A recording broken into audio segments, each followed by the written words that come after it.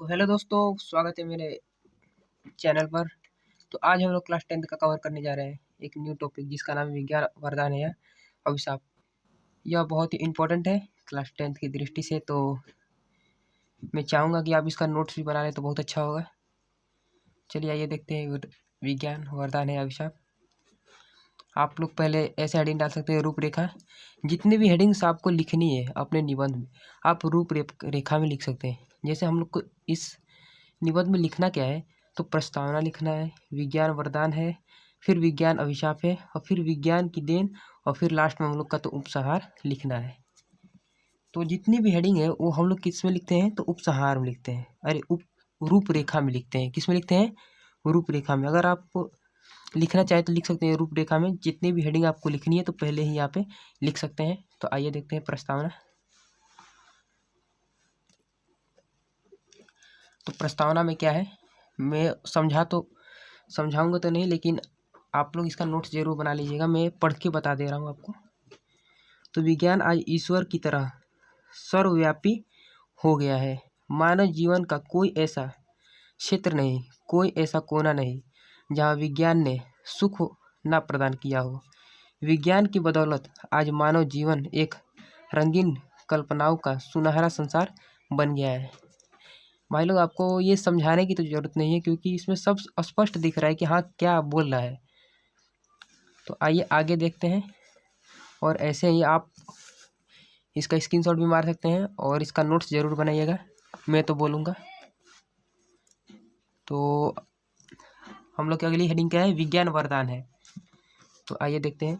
विज्ञान मानव जीवन के लिए एक वरदान स्वरूप है। क्या है? तो विज्ञान मानव जीवन के लिए एक वरदान स्वरूप है, क्योंकि विज्ञान ने वह कर दिखाया है जो हमने कभी कल्पना नहीं किया था। परिवहन, संचार, चिकित्सा, शिक्षा, मनोरंजन और यातायात, जलयान, वायुयान तथा हेलीकॉप्टर आदि के क्षेत्रों ने लोगों को वरदान स्वरूप यंत्र दिया है, जिनका प्रयोग करके 8 दिन का कार्य 8 मिनट में संपन्न हो जाता है। तो आप लोग को समझ तो आ ही रहा होगा। जैसे कि मान के चलिए कि अगर हम लोग को जाना है कहीं और वो 8 दिन का सफ़र है, और हम लोग के विज्ञान में ऐसे ऐसे यंत्र, जैसे ट्रेन हो गया, बस हो गया, ऐसे ऐसे यंत्र बना दिए गए हैं कि 8 दिन के सफ़र को हम लोग 8 मिनट में तय कर सकते हैं। तो चलिए आइए देखते हैं आगे। अगली हेडिंग क्या है हम लोग की, तो विज्ञान अभिशाप है। विज्ञान अभिशाप क्यों है, तो आइए देखते हैं। तो जहाँ जहाँ विज्ञान ने लोगों को सुख प्रदान किया है, वहीं इसने कई ऐसे यंत्रों का निर्माण कर दिया है जिसका प्रयोग से कई लोगों को कष्ट सहना पड़ रहा है। जैसे हिरोशिमा और नागासाकी के लोग आज भी परमाणु बम के हमले से उत्पन्न कष्ट को झेल रहे हैं। हिरोशिमा और नागासाकी का आप लोग नाम सुने होंगे। वहाँ पे परमाणु बम गिरा था और आज भी वहाँ के लोग उस परमाणु बम के हमले से जो तबाही मची थी, वो आज भी उसका परिणाम दिखता है। तो आइए देखते हैं। विज्ञान अभिशाप तभी है जब इसके यंत्रों का प्रयोग अनावश्यक करते हैं, और अन्यथा विज्ञान एक वरदान है। वैसे देखा जाए तो विज्ञान वरदान है, लेकिन तो आइए देखते हैं आगे। विज्ञान की देन। विज्ञान की देन क्या है, विज्ञान का कैसा हम लोग उपयोग करते हैं, आइए देखते हैं विज्ञान की देन। तो हम लोग का पहला पॉइंट क्या है, विज्ञान को प्रत्येक क्षेत्र में अपना महत्वपूर्ण योगदान दिया है। तो पहला पॉइंट क्या है हम लोग का, कि कृषि क्षेत्र में अनेकों यंत्रों, उर्वरकों एवं कीटनाशकों के निर्माण से कृषि उत्पादन में वृद्धि हो पाई है। और दूसरा पॉइंट क्या है, टेलीफोन, टेलीग्राम, टेलीविज़न आदि यंत्रों के निर्माण से लोगों को मनोरंजन सुविधाएं आसानी से मिल जाती है।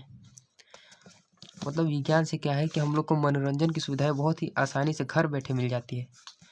और तीसरा पॉइंट हम लोग का क्या है कि परिवहन के क्षेत्र में रेलों, मोटरों और वायुयानों के निर्माण से 4 दिन की यात्रा 2 घंटे में पूरी हो जाती है। मैंने बताया अभी ना।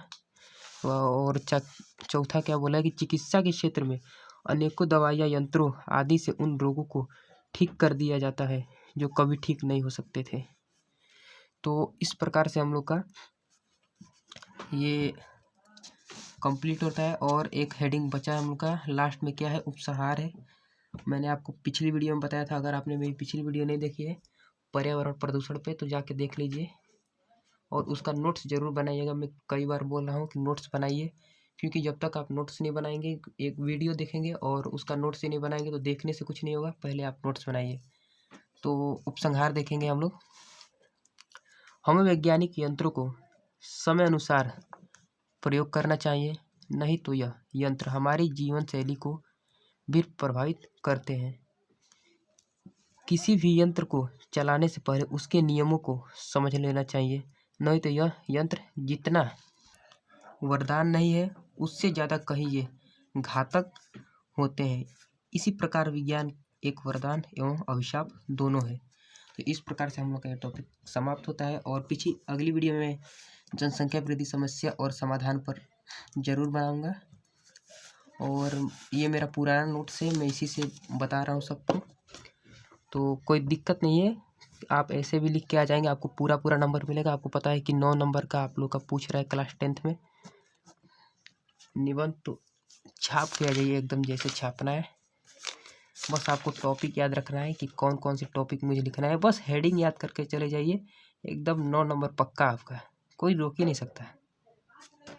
हेडिंग याद कीजिए, थोड़ा मोड़ा उसके अंदर पढ़ लीजिए, उसके बाद तो आप लोग लिख देंगे। बना के लिखना आना चाहिए आपको, किस प्रकार से बनाना है, मेन पॉइंट याद रखेंगे तो बना के ज़रूर लिख सकते हैं।